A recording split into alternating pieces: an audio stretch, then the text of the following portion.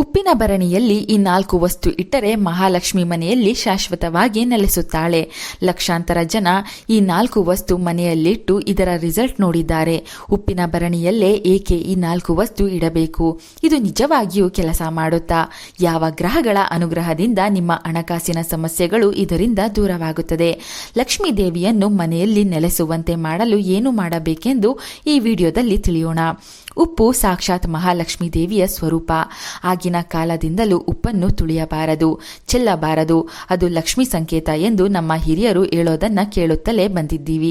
ಲಕ್ಷ್ಮೀ ದೇವಿ ಜನಿಸಿದ್ದು ಸಮುದ್ರದಲ್ಲಿ. ಆ ಸಮುದ್ರದಿಂದಲೇ ಉಪ್ಪು ಸಿಗುವುದು. ಆದ್ದರಿಂದ ಉಪ್ಪನ್ನು ಮನೆಯಲ್ಲಿ ಎಂದಿಗೂ ಸಂಪೂರ್ಣವಾಗಿ ಖಾಲಿ ಆಗದಂತೆ ನೋಡಿಕೊಳ್ಳಬೇಕು. ಅಡುಗೆ ಮನೆಯಲ್ಲಿಡುವ ಉಪ್ಪು ಮನೆಗೆ ಐಶ್ವರ್ಯವನ್ನು ತಂದುಕೊಡುತ್ತದೆ. ನಕಾರಾತ್ಮಕ ಶಕ್ತಿಗಳನ್ನು ದೂರ ಮಾಡುವ ಅದೆಷ್ಟೋ ಪರಿಹಾರಗಳಲ್ಲಿ ಉಪ್ಪು ಮುಖ್ಯ ಪಾತ್ರ ವಹಿಸುತ್ತದೆ. ಮನೆಯ ಎಲ್ಲಾ ಮೂಲೆಗಳಲ್ಲಿ ಉಪ್ಪನ್ನು ರಾತ್ರಿ ಸಮಯ ಒಂದು ಪೇಪರ್ ಅಥವಾ ಬಟ್ಟಲಿನಲ್ಲಿಟ್ಟು ಬೆಳಿಗ್ಗೆ ಕಸ ಗುಡಿಸುವ ಮುನ್ನ ಹೊರ ಹಾಕಿದರೆ ಮನೆಯಲ್ಲಿನ ಎಲ್ಲಾ ನೆಗೆಟಿವ್ ಶಕ್ತಿ ಹೊರ ಹೋಗುತ್ತದೆ. ವಾರಕ್ಕೆ 1-2 ಬಾರಿ ಈ ರೀತಿ ಉಪ್ಪಿನಿಂದ ಮಾಡಿದರೆ ಮನೆಯವರ ಆರೋಗ್ಯ ಚೆನ್ನಾಗಿರುತ್ತದೆ. ಜನರ ದೃಷ್ಟಿ ಮನೆಗೆ ಬೀಳುವುದಿಲ್ಲ. ಇನ್ನು ಉಪ್ಪನ್ನು ಹೇಗೆ, ಯಾವುದರಲ್ಲಿ ಬಳಸಬೇಕು ಎಂದರೆ, ಎಲ್ಲರೂ ಪ್ಲಾಸ್ಟಿಕ್ ಡಬ್ಬಿಯಲ್ಲಿ ಉಪ್ಪನ್ನು ಇಡುತ್ತೀರಾ? ಇದು ತಪ್ಪು. ಉಪ್ಪನ್ನು ಯಾವಾಗಲೂ ಗಾಜಿನ ಡಬ್ಬಿಯಲ್ಲಿ ಅಥವಾ ಪಿಂಗಾಣಿ ಜಾಡಿಯಲ್ಲಿ ಇಡಬೇಕು. ಉಪ್ಪಿನ ಒಳಗೆ ಸ್ಟೀಲ್ ಚಮಚಗಳನ್ನು ಹಾಕಿಬಿಟ್ಟರೆ ಕೆಲವೊಮ್ಮೆ ಆ ಚಮಚ ತುಕ್ಕು ಹಿಡಿದು ಉಪ್ಪು ಹಾಳಾಗುತ್ತದೆ. ಕಡಿಮೆ ಗುಣಮಟ್ಟದ ಚಮಚಗಳನ್ನು ಉಪ್ಪಿನ ಜೊತೆ ಇಡಬೇಡಿ. ಉಪ್ಪಿನ ಜಾಡಿ ಯಾವಾಗಲೂ ಅಡುಗೆ ಮನೆಯಲ್ಲಿ ನಿಮ್ಮ ಭುಜಕ್ಕೆ ಸಮನಾಗಿ ಇರಬೇಕು. ನೀವು ಕೈ ಹಾಕಿದಾಗ ನಿಮಗೆ ಸುಲಭವಾಗಿ ಸಿಗಬೇಕು.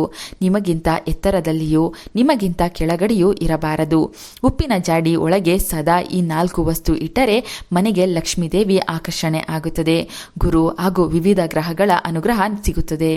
ಮೊದಲನೆಯದಾಗಿ ಒಂದು ಚಿಕ್ಕ ಹಳದಿ ಬಣ್ಣದ ಬಟ್ಟೆ ತೆಗೆದುಕೊಳ್ಳಬೇಕು.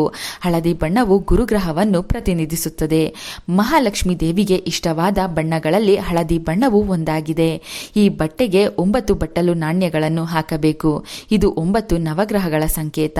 ನಿಮ್ಮ ಮನೆಯಲ್ಲಿ ನೀವು ಬಳಸದೇ ಇರುವ ಯಾವುದಾದರೂ ಚಿಕ್ಕ ಬೆಳ್ಳಿ ಅಥವಾ ಚಿನ್ನದ ತುಂಡನ್ನು ಹಾಕಬೇಕು. ಮೂಗುಬೊಟ್ಟು, ಗೆಜ್ಜೆ ಉಂಗುರ, ಲಕ್ಷ್ಮೀ ನಾಣ್ಯ ಹೀಗೆ ಯಾವುದನ್ನಾದರೂ ಹಾಕಬಹುದು.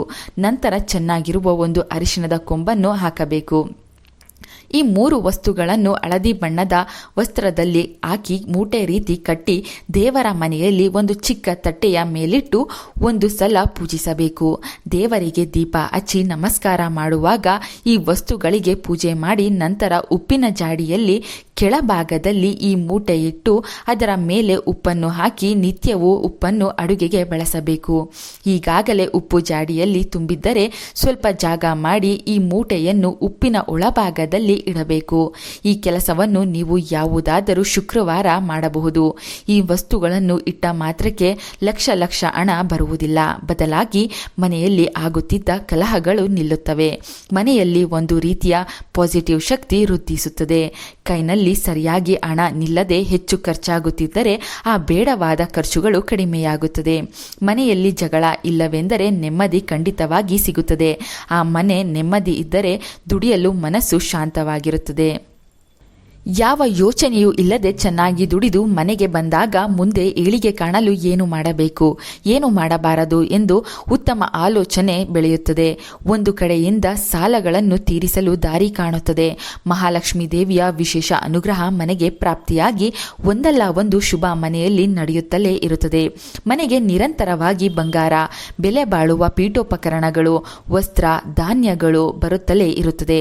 ಇಷ್ಟೆಲ್ಲ ಶುಭವಾಗಬೇಕು ಎಂದರೆ ಕೆಲವು ನಿಯಮಗಳನ್ನು ಮರೆಯದೆ ಪಾಲಿಸಬೇಕು.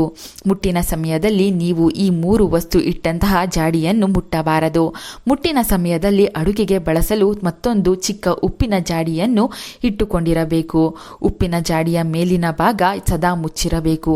ಅರ್ಧ ತೆರೆದಿರುವುದು ಸರಿಯಾಗಿ ಮುಚ್ಚದೆ ಹಾಗೆ ಬಿಡುವುದನ್ನು ಮಾಡಬಾರದು.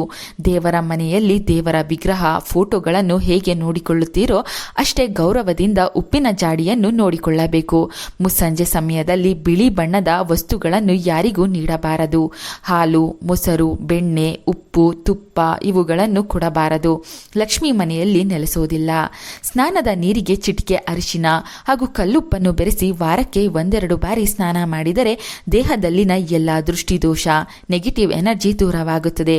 ಸ್ತ್ರೀಯರು ಮನೆಯಲ್ಲಿದ್ದಾಗ ಯಾವಾಗಲೂ ಮುಖ ಹಾಗೂ ಕಾಲುಗಳಿಗೆ ಅರಿಶಿನ ಹಚ್ಚಿರಬೇಕು.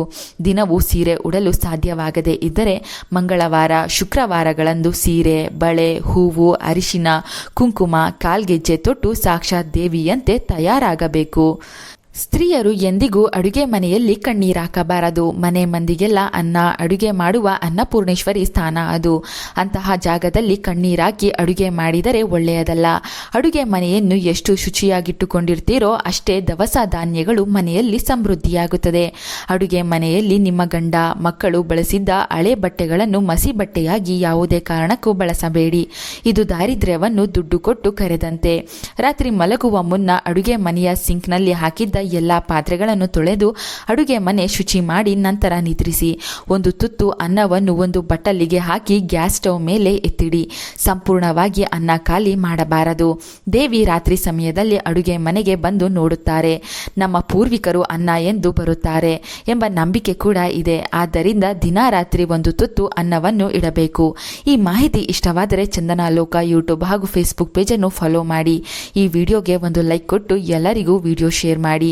Thank you.